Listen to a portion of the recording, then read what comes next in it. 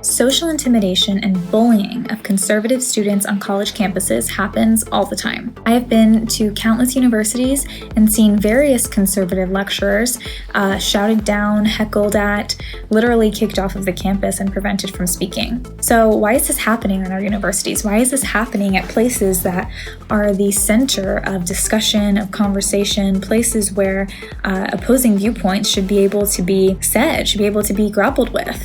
And so I want to look at, who does this affect?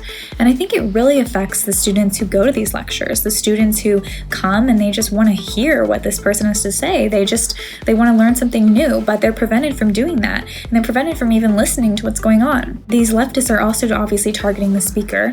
They're targeting the speaker by trying to smear them, by trying to kick them off the campus and hoping that they never return again. But I think more deeply it affects the conservative student, the moderate liberal, and the undecided student, the students who live every day with their peers, who dine with their peers, go to classes with their peers, and who are with them for 4 years. I think that the leftists are really sending them a message. They're sending them a message that whatever you think, if it is at all similar to the speaker, you better shut up and not say what you think. Imagine you're the student, you're a conservative student, and you see a speaker come who's treated this way. You're going to think to yourself, wow, I better not say anything like that, because if I do, I'm going to be treated just like that. I'm going to be ostracized and I'm going to be harassed. I have to be here for 4 years, so that doesn't seem like a great option for me.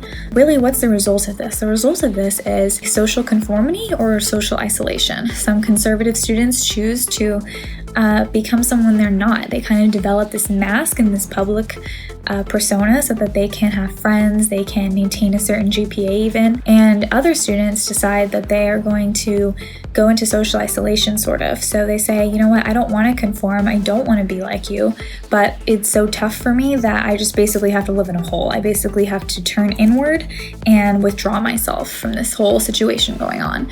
And both of those responses are actually really harmful to the student themselves. Both of those responses really stifle the student at a time in their life when they really should be growing as a person. It's a really formative time, and a time when if you're not able to be yourself, you're not able to say what you think, or just grapple with your thoughts or ideas aloud, it can be really harmful to you in the long term. And so both of those responses really let the leftists control you and let the leftists win.